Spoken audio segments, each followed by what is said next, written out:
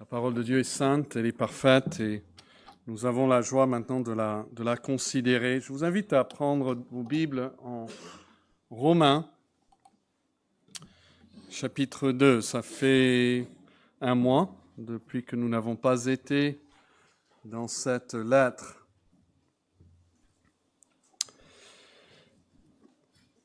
J'ai un message pour chacun de vous de la part de Dieu. Il se résume dans ces 4 mots. Dieu va te juger.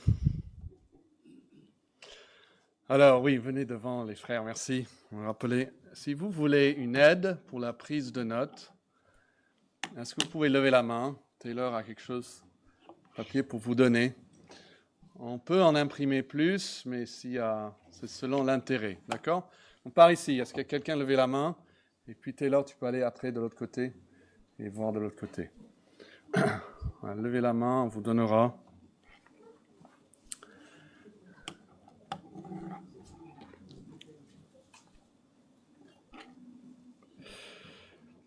Alors désolé pour le titre un peu brutal, mais je ne peux pas contourner ce que dit la Bible. Et en fait, peut-être vous avez ressenti cela dans votre propre vie, mais le premier obstacle à la présentation de l'Évangile consiste à convaincre les gens qu'ils ont besoin de salut, n'est-ce pas? C'est ça, je pense, le plus grand obstacle. Les gens n'ont même pas le sentiment qu'ils ont besoin d'un sauveur et d'un salut aussi radical que par la Bible. Et c'est pour cela que presque les 3 premiers chapitres de Romains sont consacrés à nous convaincre de notre besoin de salut. Vous avez besoin du salut. Beaucoup de gens pensent que l'être humain est fondamentalement bon. Il y a des enquêtes qui ont été faites même parmi les chrétiens, dans des églises chrétiennes, et la question est posée, est-ce que l'homme, fondamentalement, lui, est-ce qu'il est plutôt bon ou plutôt mauvais? Et à chaque fois, la majorité des réponses sont que les gens pensent, même dans les églises chrétiennes, que les personnes sont fondamentalement bonnes. Et ils sont encore plus convaincus qu'ils sont eux-mêmes relativement bons. Surtout quand on parle d'eux. Est-ce que vous êtes... Oui, bon, on a des problèmes, mais on se sent quand même mieux que les autres. Alors, nous sommes en Romains 2, mais il faut revenir pour faire juste une comparaison entre Romains chapitre 1 et Romains chapitre 2. Au chapitre 1, nous avons vu que ceux qui ne connaissent pas la Bible sont quand même coupables devant Dieu, car ils rejettent la révélation que Dieu donne dans la nature, dans la création. Paul dit en chapitre 1, verset 18, qu'ils étouffent la vérité. Ils peuvent simplement regarder dans le ciel, voir la création et savoir qu'il y a quelqu'un qui est plus grand qu'eux, plus puissant, plus sage, qu'il est vivant et qu'il leur doit ils lui doivent un hommage. Et cette lumière qu'on appelle la révélation naturelle, elle est rejetée par l'homme, la Bible dit. Les hommes rejettent la lumière qu'ils ont reçue. Et puis chapitre 2 est focalisé sur le fait que les personnes qui connaissent la Bible sont aussi coupables devant Dieu, car posséder la Bible, posséder la loi, ne les rend pas justes. Au chapitre 2, l'Esprit parle à notre groupe qu'au chapitre 1. Il parle à des gens qui connaissent et approuvent la vérité. Et il montre leur approbation de la Bible par l'action qui est commentée là au verset 1. Regardez Romains 2, verset 1. Ô homme, qui que tu sois, toi qui... Quel est le verbe? Qui juge. Ces personnes montrent qu'ils sont d'accord avec la Bible, si vous voulez, parce qu'ils condamnent tous ceux qui violent la loi. Il parle des personnes qui jugent les autres. Et dans ces cas, ils jugent les gens qui commettent, si vous regardez au chapitre 1, verset 28, des choses indignes qui sont énumérées là, verset 28, 29, 30, 31. Ouais, il y a des personnes qui disent, non, ça c'est pas bien, il ne faut pas faire ces choses. Voilà, c'est à vous qui parle. Et la première application, bien sûr, c'est aux Juifs à l'époque de Paul. Mais à notre époque, il y a des millions de personnes qui se disent chrétiennes, qui sont associées à des églises chrétiennes, qui possèdent une certaine connaissance de la Bible et qui approuvent généralement ce que dit la Bible et qui désapprouvent ceux qui cherchent à contourner ou à détruire le message de la Bible. Romains 2 donc s'adresse à ceux, juifs ou non. En fait, si vous regardez le verset 1, il dit « Ô homme, qui que tu sois », n'importe qui, juif ou non, qui ont reçu une lumière supplémentaire. Ils ont une plus grande connaissance de la Bible, mais au lieu de laisser cette lumière pénétrer leur cœur, ils se servent de cette lumière, en fait, pour se comparer aux autres et juger les autres. Et donc, nous avons au chapitre 2 une mise en garde solennelle. En somme, on peut dire que Romains 2 nous apprend que la lumière à elle-même ne sauve personne. Elle nous appelle à la repentance, elle exige une réponse du cœur, mais en elle-même, elle ne nous sauve pas. Donc au chapitre 2 encore, Paul s'adresse à quelqu'un qui connaît au moins un peu la vérité. Et la manière dont ce passage va nous convaincre de notre péché, c'est en nous amenant au moment, à la fin de l'histoire, quand l'homme se tiendra devant Dieu pour ce qu'on appelle le jugement dernier. Et c'est très évident qu'il va parler beaucoup de jugement ici. En fait, dans les formes, il y a des formes soit du nom ou du verbe pour juger ou le jugement. Ça se trouve 11 fois en Romains chapitre 2. Essayez de les noter. Il va nous parler du jugement. Alors, suivez dans vos Bibles. Romains 2. Ô homme, qui que tu sois, toi qui juges, tu es donc inexcusable. Car toi, en jugeant les autres, tu ne le réalises pas, mais tu te condamnes en fait toi-même. Puisque toi qui juges les autres, tu fais toi-même les mêmes choses. Alors nous savons, verset 2, on est tous d'accord, les Juifs, ceux qui connaissent la Bible, tout le monde est d'accord en effet que le jugement de Dieu contre ceux qui commettent de telles choses est selon la vérité. Oui, Dieu va juger les meurtriers, il va juger les immoraux, il va juger les voleurs. D'accord, verset 3. Penses-tu, homme, qui juge ceux qui commettent de telles choses et qui les fait, que tu échapperas au jugement de Dieu? Ou peut-être ça c'est la réalité. En jugeant les autres, en pensant que tu échapperas toi-même, peut-être ce qui se passe, c'est que, verset 4, tu méprises les richesses de sa bonté. Est-ce que vous n'avez jamais réfléchi au fait que peut-être actuellement vous êtes en train de mépriser la bonté de Dieu? Mépriser sa patience et sa longanimité envers vous. Ne reconnaissons pas que ces choses, la bonté de Dieu, te poussent à la repentance. Donc s'il n'y a pas de repentance, il y a du mépris. Verset 5. Mais par ton endurcissement et par ton cœur impénitent, voici ce qui arrive maintenant, même si tu ne le réalises pas. Tu t'amasses un trésor. Bon, ça semble, les enfants, un trésor qui ne veut pas un trésor. Mais attention, tu t'amasses un trésor de colère. C'est-à-dire le colère de Dieu ici. Pour le jour de la colère et de la manifestation du juste jugement de Dieu. Ce trésor de colère, ce sera le tien. Donc la colère de Dieu sera contre toi.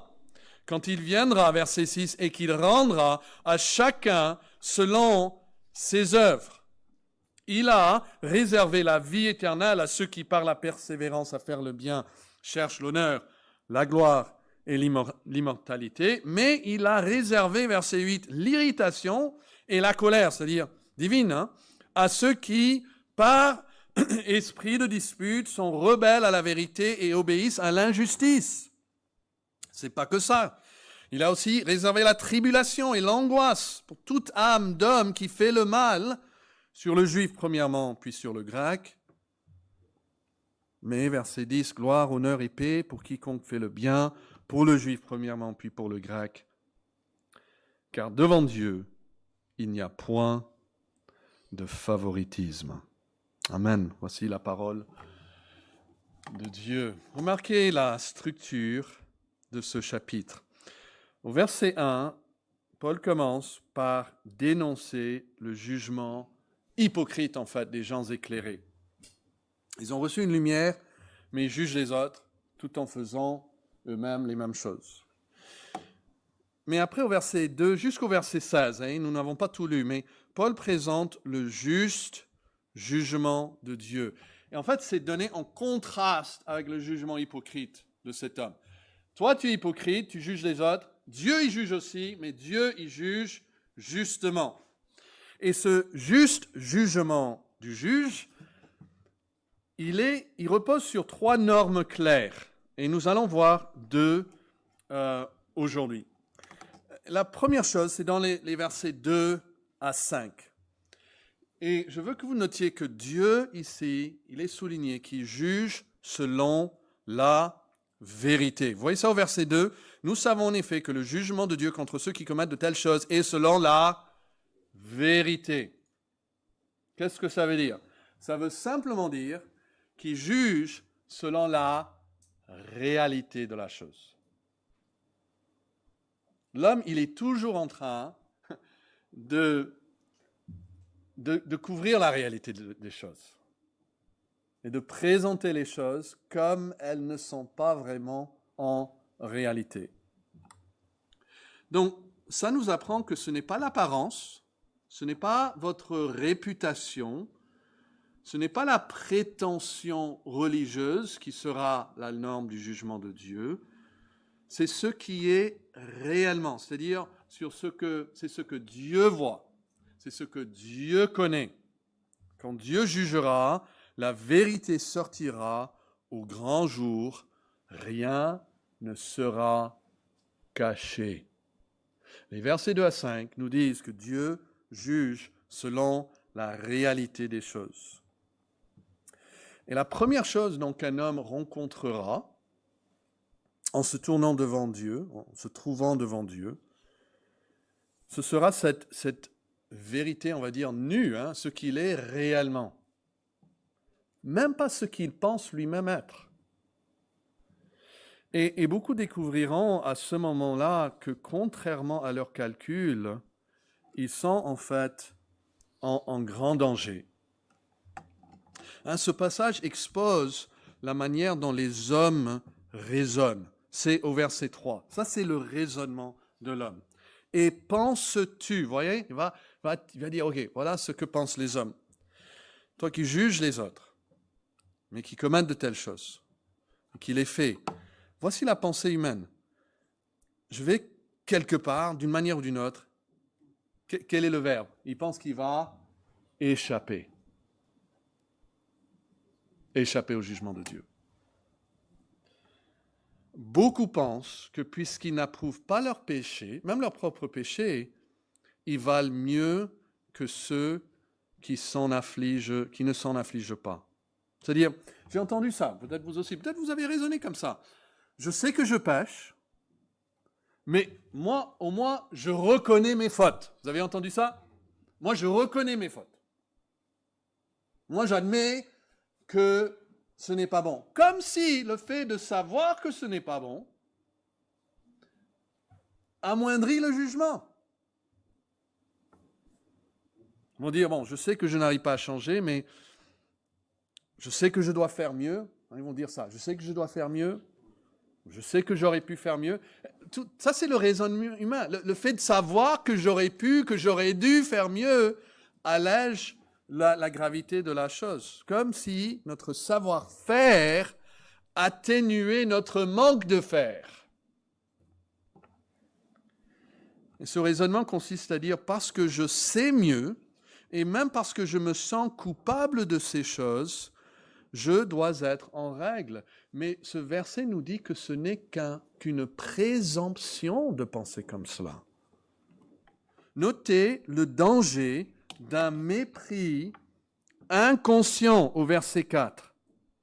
Il dit, où méprises-tu les richesses de sa bonté? En pensant comme cela,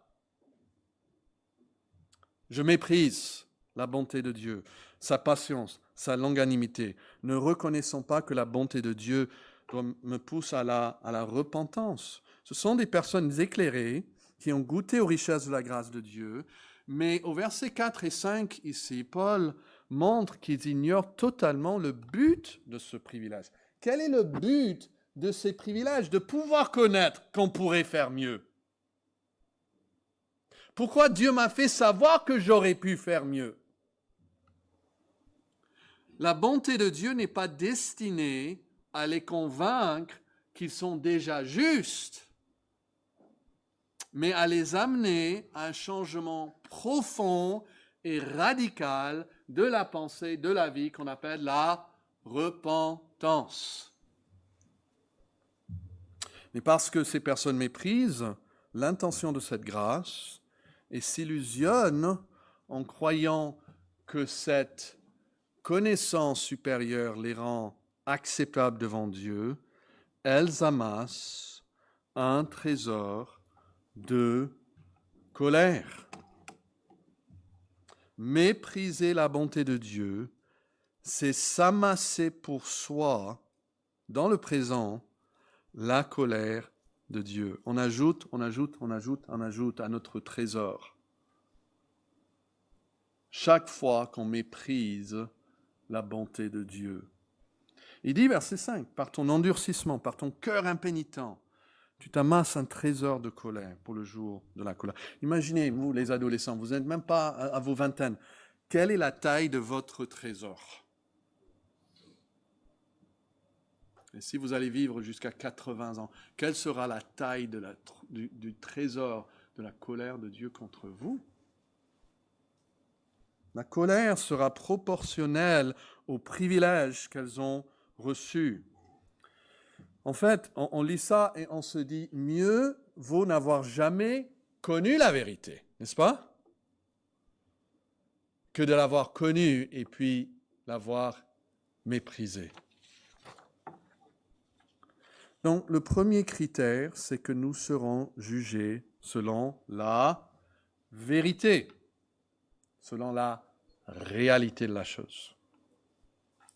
Et puis le deuxième, qui commence là au verset 6, en fait jusqu'au verset 15, c'est que Dieu juge selon les œuvres. C'est-à-dire, il juge selon ce que chacun a réellement fait. Voilà ça à la fin du verset 5, puis verset 6, c'est le juste jugement de Dieu qui rendra à chacun selon quoi? Selon ses œuvres. Pas seulement selon ses paroles, pas selon ses intentions. Ouais, je voulais, j'allais. Non, mais selon ce que chacun a réellement fait. Les œuvres sont le fruit visible du cœur, n'est-ce pas? Et donc Dieu les prend au sérieux. Donc ça, c'est le deuxième critère ici. Dieu juge et nous serons jugés selon les œuvres. Et notez que ce jugement se déploie en trois volets. D'abord, on va souligner que ce jugement sera individuel. Quel est le mot là? On a souligné, il rendra à qui? Chacun. Chacun. Les plus grands jusqu'aux plus petits. Ceux qui connaissent le mieux jusqu'à ceux qui connaissent le moins. Ceux qui ont eu la vie la plus facile jusqu'à ceux qui ont eu la vie la plus difficile. Chaque personne comparaîtra individuellement devant Dieu pour être jugé selon sa conduite réelle et recevra une juste rétribution. Il ne jugera pas selon la nationalité, il ne jugera pas selon notre appartenance à une certaine religion ou le fait que nous sommes membres ou pas d'une certaine église. Il ne nous jugera pas selon le fait que nous appartenons à une certaine famille, chrétienne ou non. Chacun se tiendra individuellement devant Dieu. Et ce jugement sera fondé, deuxièmement, sur la réalité de nos actes. Il rendra, verset 6 encore, à chacun selon quoi? Selon ses œuvres. Pas ce qu'un autre a fait.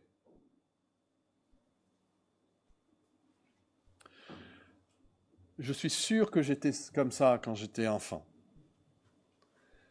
Et c'est qu'on va vers un petit, il a fait quelque chose de mauvais. Et on veut lui parler de ce qu'il a fait. Et que veut faire l'enfant? Tout de suite. Il veut détourner la conversation à quoi? À ce qu'un autre a fait. Mais t'as pas vu ce qu'il m'a fait?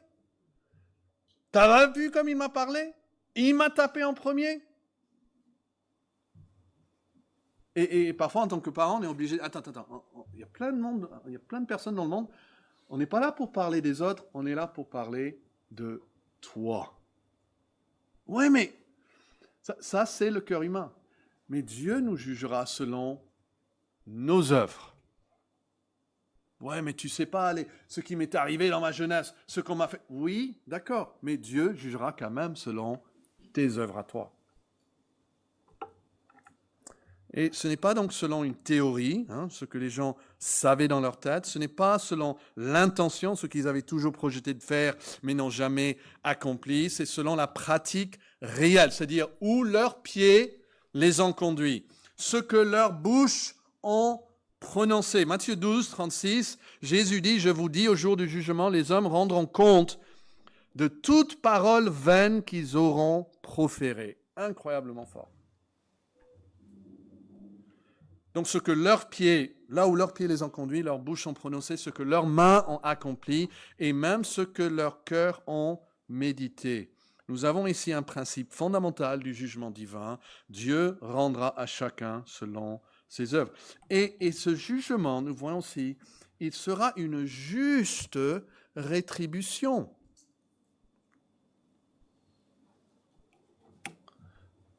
C'est pas comme un parent, parfois il fait rien, puis tout d'un coup il se met en colère, il fait n'importe quoi. Non, Dieu n'est pas comme ça.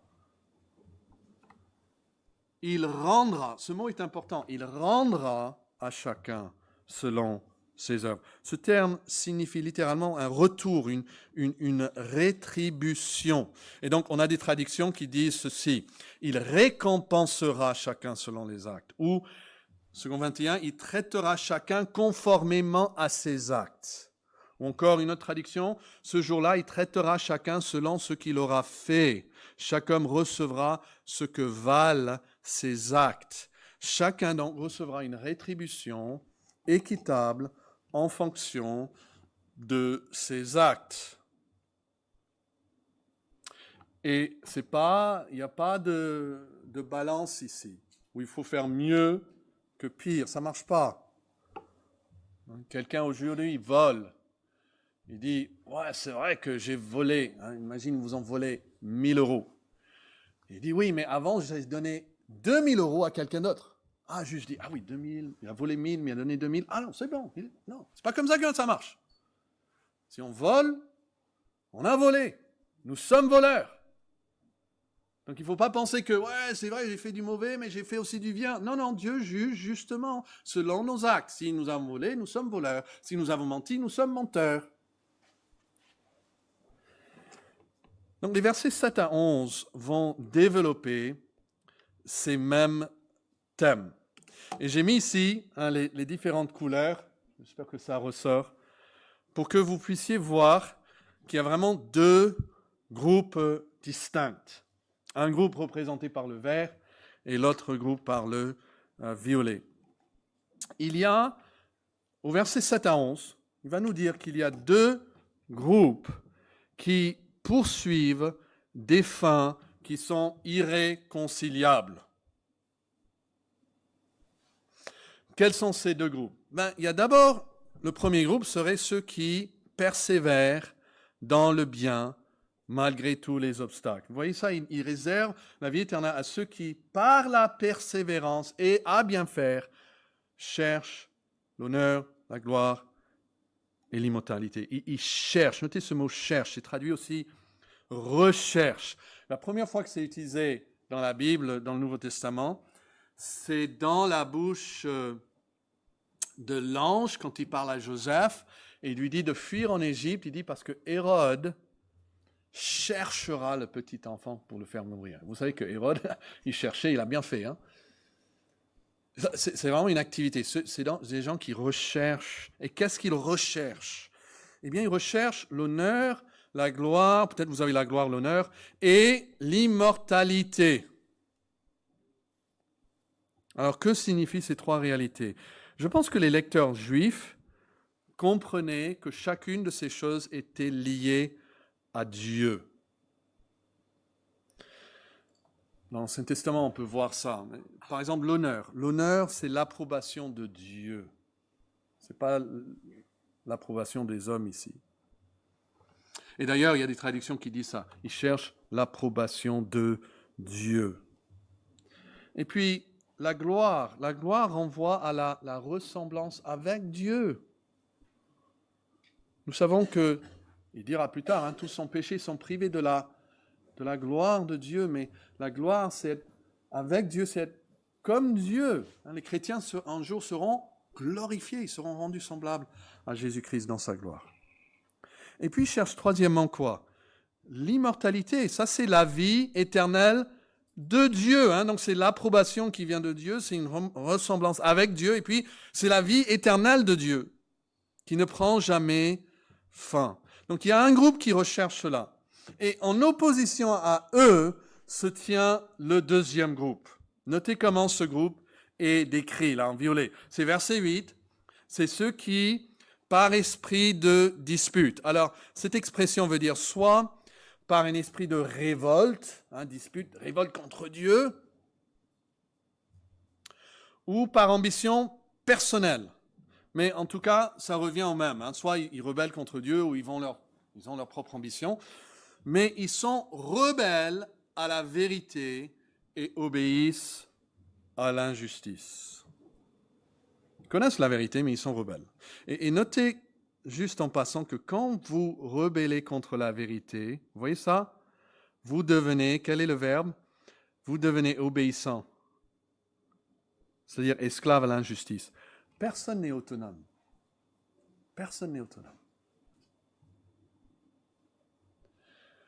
Notre famille a entendu parler cette semaine d'un compositeur et il a dit que c'est à travers la désobéissance qu'il a trouvé une liberté spirituelle. Je crois que c'est ça qu'il a dit. Par la désobéissance qu'il a trouvé cette... Je crois que, vous voulez dire, il est devenu un peu autonome. Mais en fait, on n'est jamais autonome. Si on rebelle à Dieu, nous sommes esclaves du péché et du monde et du diable. Alors donc, il y a ces deux groupes. Ils reçoivent d'abord, ils poursuivent des fins irréconciliables. Et puis, il va souligner ici, deuxièmement, qu'ils reçoivent des destinées irrévocables.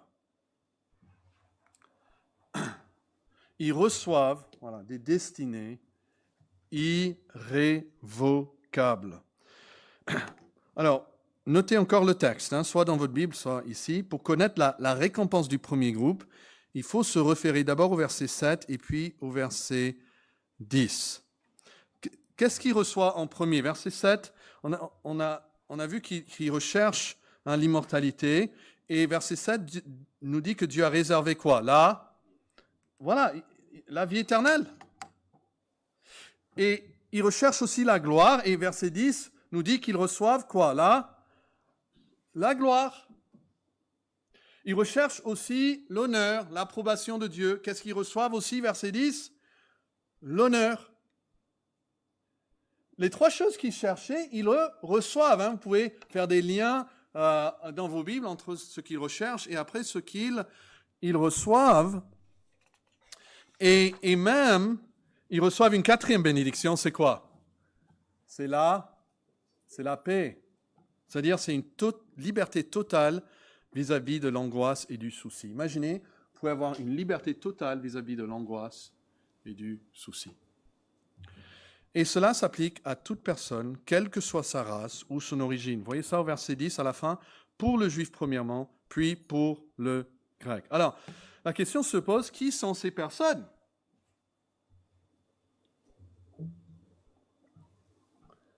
Parce qu'il n'y a que deux groupes. Alors, il faut comprendre que l'Esprit ne cherche pas ici à expliquer pourquoi ou comment elles sont sauvées. Ils ne sont pas sauvés parce qu'ils recherchent ces choses. On peut donner comme exemple Nicodème en Jean chapitre 3. Il cherche des choses. Il vient à Jésus même la nuit pour chercher des choses. Et Jésus lui dit qu'il lui manque quelque chose. Il dit, il faut que tu sois né de nouveau. Mais en fait, Nicodème qui cherchait ces choses a trouvé ces choses. On peut penser aussi à Corneille en Acte 10. Il cherchait aussi ces choses. Il était pieux, la Bible dit. Et l'ange vient vers lui et lui dit quoi? Va chercher Pierre, il faut que tu entendes l'évangile. Donc on sait bien, même avec ces exemples, qu'il faut connaître l'évangile, il faut recevoir le Christ, il faut être né de nouveau. Nous sommes sauvés par la foi. Cette lettre, en fait, nous dira clairement comment l'homme est sauvé. Mais ici, l'Esprit cherche seulement à souligner la responsabilité humaine. Il y a tout simplement personne qui cherche sincèrement Dieu et qui meurt sans le trouver. Parfois, il y a ces questions qui posent, mais peut-être il y a un païen quelque part qui cherche sincèrement Dieu. Ce verset nous dit que si quelqu'un cherche sincèrement Dieu, il le trouvera. Et s'il ne l'a pas trouvé, c'est qu'il ne l'a pas cherché de tout son cœur.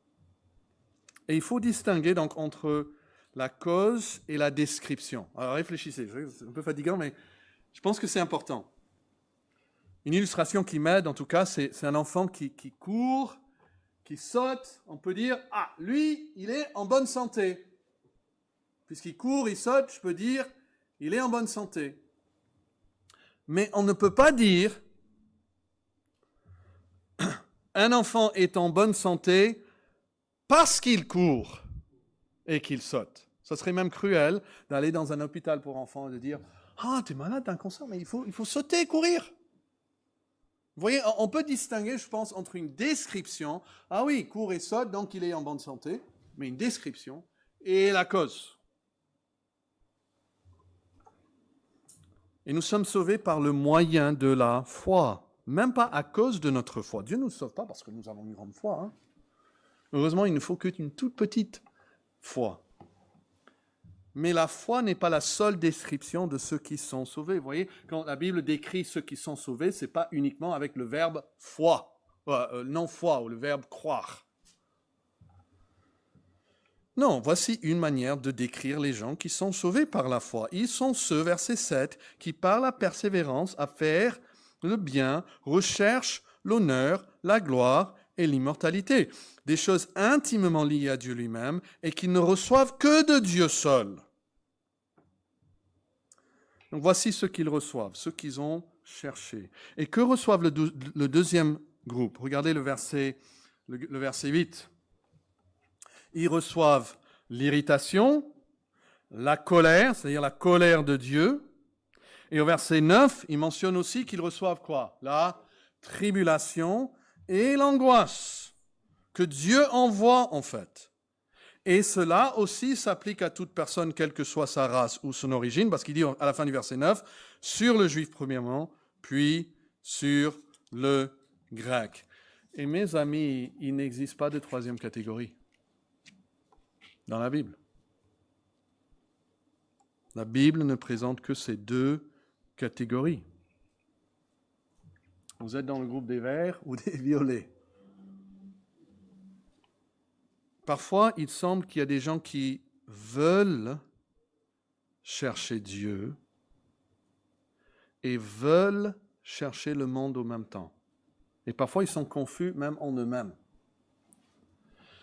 Mais vous savez, c'est comme Christ avec le jeune homme riche. Dieu s'est pénétré dans le cœur pour l'amener à un point où il fera voir son choix. Et ça arrive souvent. On voit les jeunes qui sont là, oui, Dieu, mais le monde aussi. Et en fait, eux-mêmes sont aveugles à leurs propres conditions souvent. Mais Dieu les amène à un point où un jour, ils doivent tout donner pour avoir Dieu. Et soit ils vont dire, ah non. Et ils vont partir tristes. Ou soit ils vont dire, oui, il me faut Dieu que toute autre chose, même si je perds le monde. Même si je perds cette relation avec cette femme ou cet homme que j'aimais. Il me faut Dieu à tout prix. Et Dieu révèle le choix. Mais dans le cœur de chacun, ce choix est déjà fait.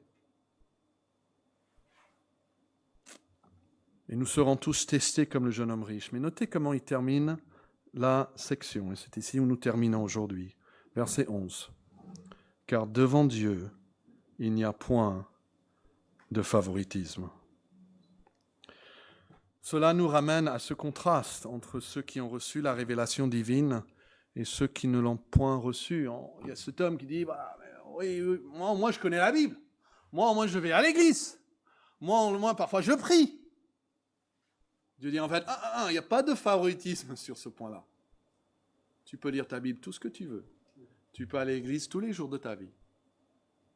Tu peux faire toutes les prières possibles. Il n'y aura toujours pas de favoritisme à ton égard.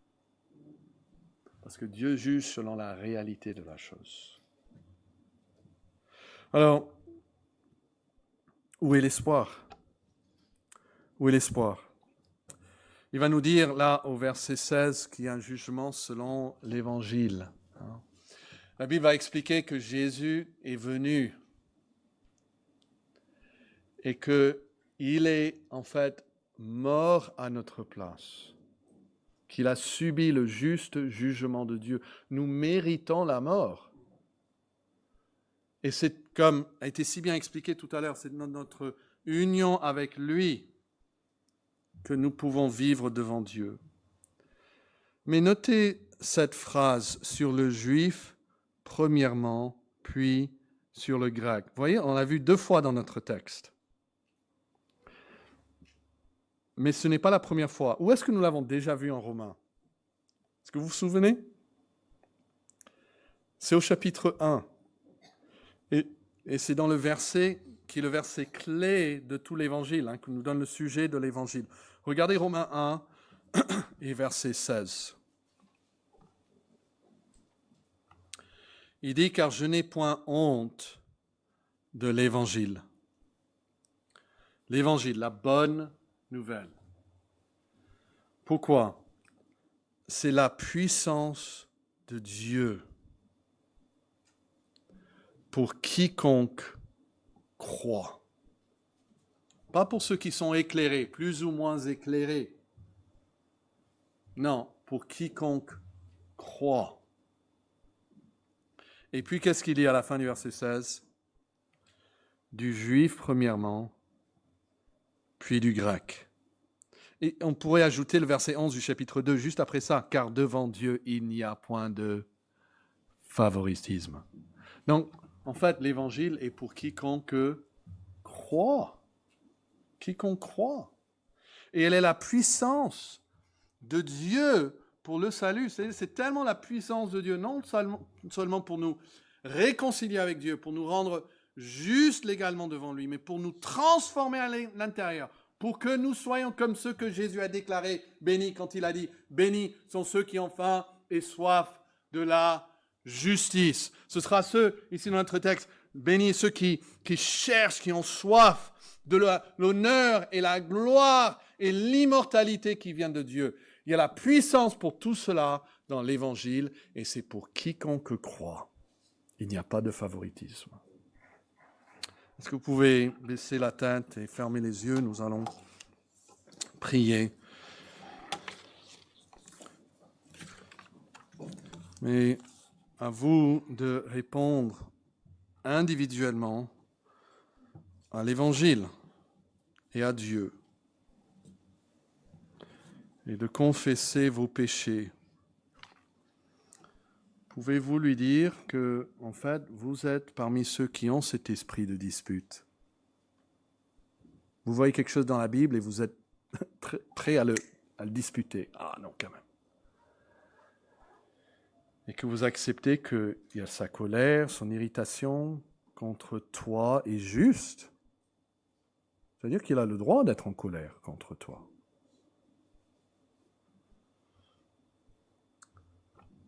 Mais tu veux être parmi ceux qui cherchent en Dieu l'honneur, la gloire et l'immortalité et qui le trouvent. Eh bien, la puissance pour tout cela, c'est dans l'Évangile. Venez à Christ avant qu'il soit trop tard, parce que la Bible est très claire que lorsque ce jour arrive, le jour du jugement arrive, on ne pourra pas faire appel. Il n'y aura pas d'appel, comme dans ce monde. La Bible dit que toute bouche sera fermée. Toute personne sera reconnue coupable devant lui.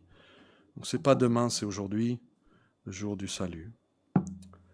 Notre Père Céleste, nous te remercions, même si le message est difficile. Nous te remercions du fait que tu nous éclaires là-dessus. Tu nous éclaires sur notre condition, sur le malheur qui nous attend. Et tu nous donnes le temps. Le temps dans nos vies, c'est une grâce de ta part.